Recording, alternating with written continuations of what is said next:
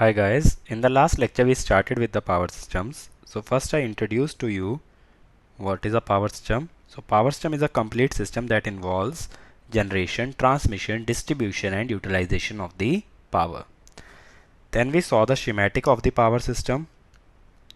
At what voltages do we transmit the power, at what voltages is it distributed to the consumer, that industries will work as the primary consumer and households will work as the secondary consumer.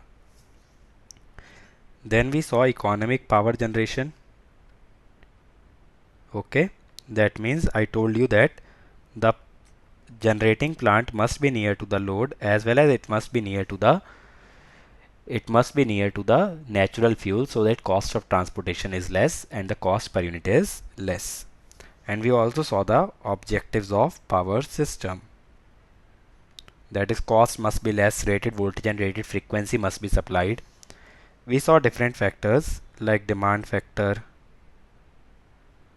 like load factor, diversity factor, plant utilization factor, plant capacity factor, plant use factor, service factor, and reserve capacity, and loss factor. So in this lecture, first we'll see some problems based on these factors and then we'll study about the per unit system. Now, it is saying a power plant has a maximum demand of 30 megawatt, load factor of 60%, plant capacity factor 50%, use factor of 72%. What is the daily energy produced? Now, daily energy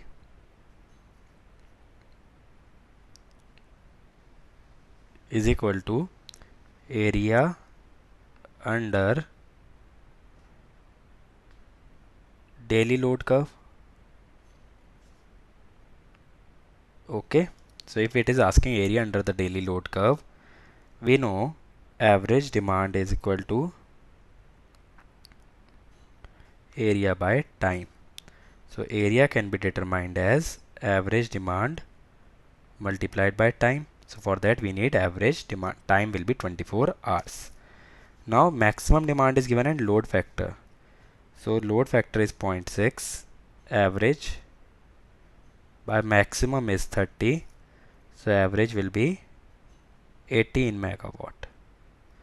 Now area will be equal to 18 into 24, which is equal to 432 megawatt hour. So this much energy is generated daily. Now suppose if it had asked about the maximum energy that could be produced, then plant use factor indicates what is the actual energy produced divided by maximum energy that could be produced. So use factor indicates how much you are using the plant, that is energy produced upon maximum could be produced. Okay, so it is 432. 0.72 is equal to 432 by max. It implies max is equal to 600 megawatt hour. So that is the maximum energy that could be produced in the power system, and we are only generating 432 megawatt hour. That means we are using 72% of the plant capacity. Okay. In our next problem, it is saying a power plant has a maximum demand of 15 megawatt. The load factor is 50% and plant factor, that is the plant capacity factor, is 40%. We need to find the reserve capacity. So reserve capacity is capacity minus maximum demand. Okay. So we know the maximum demand. We need to find capacity. We know the capacity factor. Capacity factor is average demand by plant capacity. For that we need average demand. If we need to find capacity, average can be calculated from load factor. Load factor is equal to average by max. This is equal to 0.5. Is equal to average by maximum is 15. So that means average will be 7.5. Now this capacity factor is 0.4 is equal to 7.5 by capacity. So we can find capacity. Capacity will be 7.5 by 0.4, that is 18.75 megawatt. Then reserve capacity will be 18.75 minus 15, which is 3.75 megawatt. Okay, so that is the reserve capacity of the plant. Is it fine? So first you must look at the term that is being asked and the data that is given. So you must create a map using the expressions that whatever we have studied to determine the required value. In our next problem, it is saying the load duration curve is shown. Reserve capacity we need to find at 70% capacity factor. Again, for 70% capacity factor, it is equal to average by capacity into 100%. So we do not know the average, but average can be determined from the load curve. So average is equal to area by duration. So area will be equal to area of triangle. Area of triangle is half into width into height. Height is 90 minus 50, that is 40. Plus area of rectangle. Area of rectangle is 50 into 100 divided by the duration.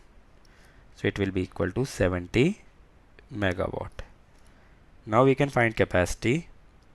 70 by 0.7, because capacity factor is 0.7, 100 megawatt.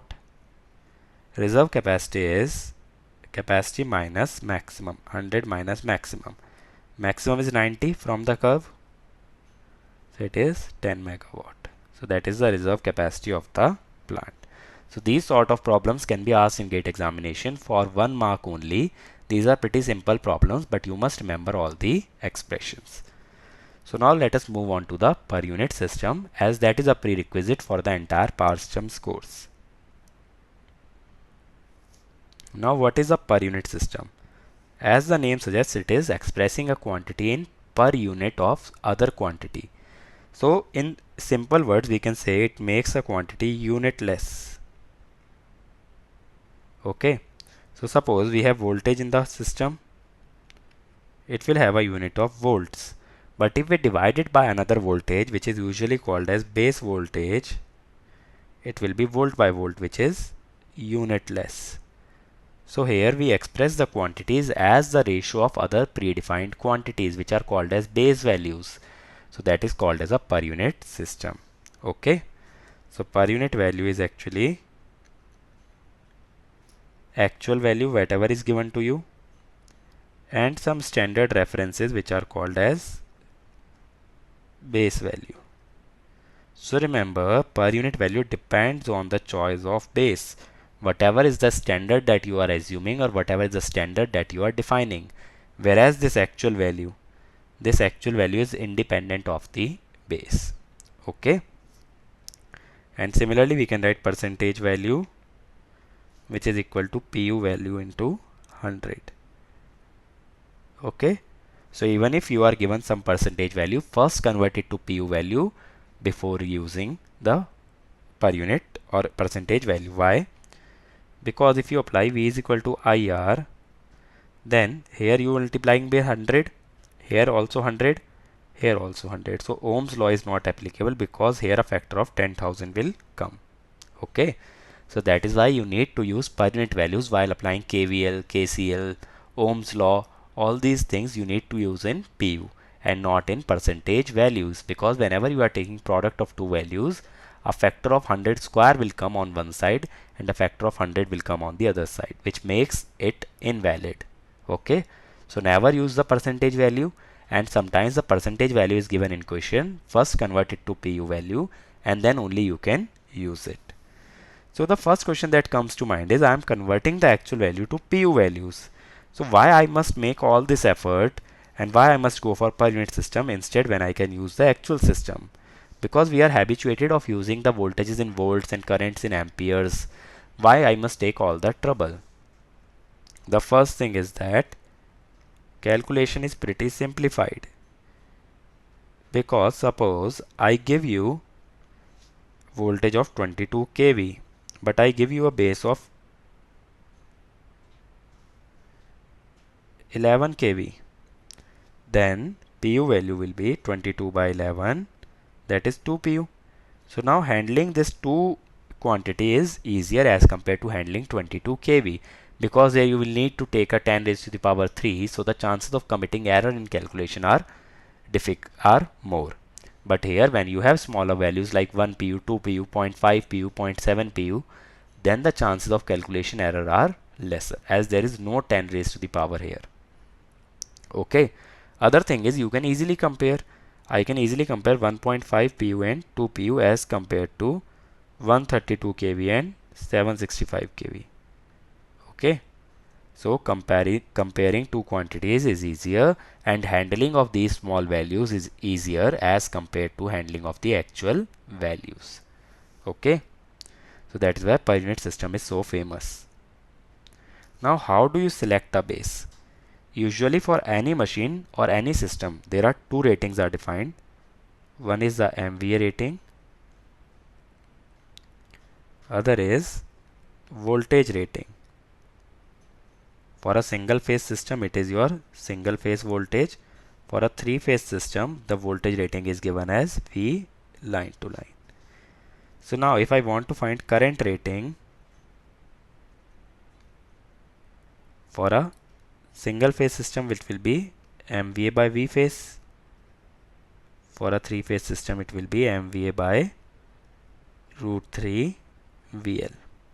So that way the bases are selected. Usually for any machine or any system, the rating of the system is selected as the base.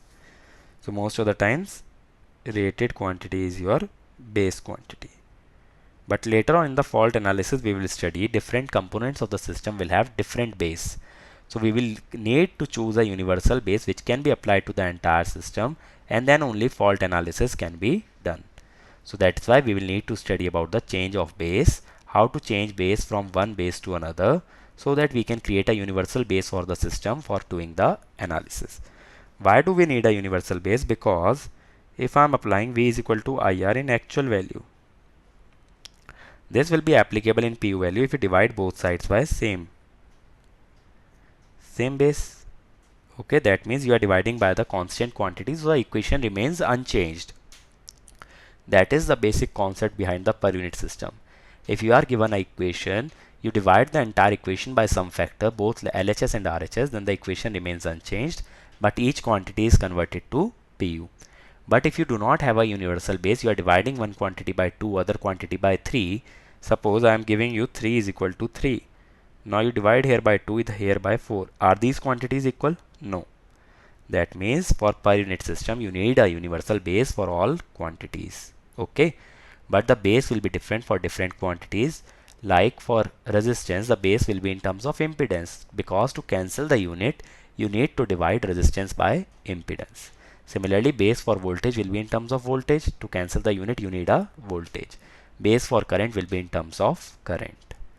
But the base for the system should be universal, because whenever you are dividing an equation, we must divide both sides by the same factor.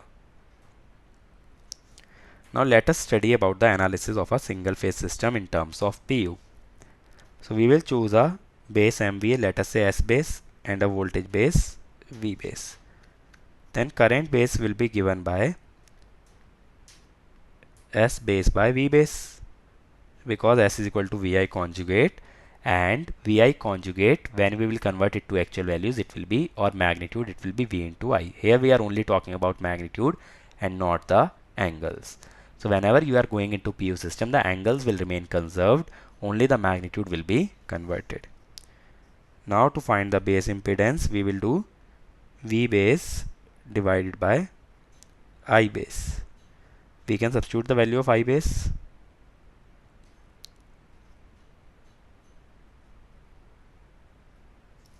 So it is V base square by S base. Okay.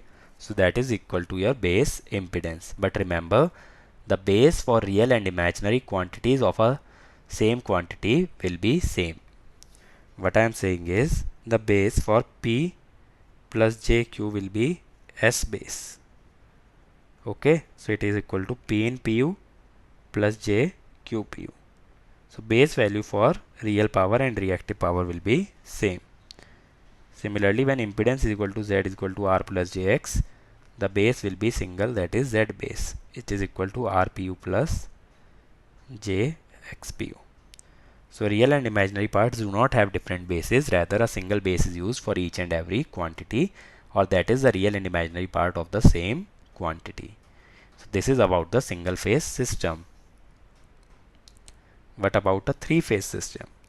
Here usually we choose a S base as three phase power and V base as line to line voltage.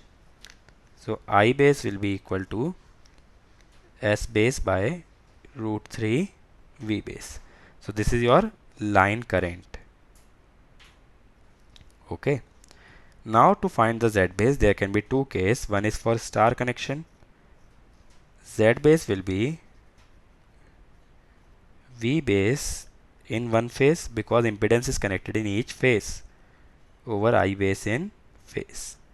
Now in star we know phase voltage is equal to line by root 3. So that is VB by root 3. But in star connection phase current and line current are same. So SB by root 3 VB.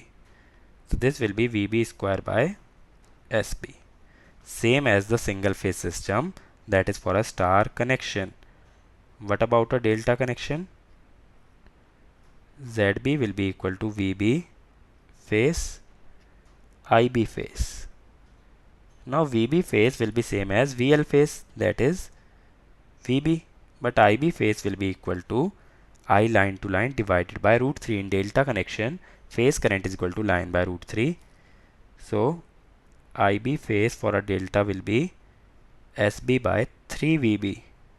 If we divide it by root 3, we will get 3 VB.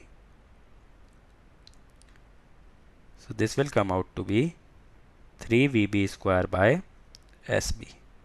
Okay, that is 3 times the star. And that is understandable because when we convert an impedance from star to delta, we get a factor of 3. Same factor is coming in case of base impedances.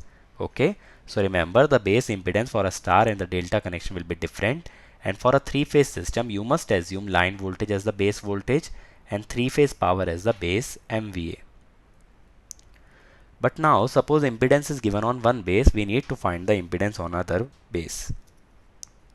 As I told you, we need to change the base for a universal base of an entire system. Okay, this is the most important concept from this chapter, that we have to convert the system to a universal base. Now suppose I give you a per unit impedance ZPU, which is given on a base of kVA 1 and V1. We need to find the ZPU dash on a base of kVA 2 and Z2. Sorry, kVA 2 and V2. Now we know actual value does not depend on the base. So let us first convert this PU into actual value. So first we will calculate Z base 1. So it will be V1 square by kVA 1 and ZB2 will be V2 square by kVA 2. Okay. So now actual value or Z in ohms will be equal to ZPU into V1 square by kVA 1 and ZPU dash will be equal to Z ohm, because actual value remains the same regardless of the base, divided by ZB2. That is ZPU into V1 by V2 whole square into kVA 2 by kVA 1. Okay, so if we write in terms of old and new, so as to memorize it in a better manner, the new value of PU impedance is equal to old value of PU impedance into V old by V new square into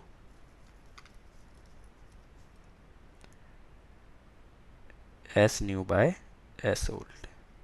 Okay, that way we can convert a PU quantity into directly another PU quantity which is on a different base.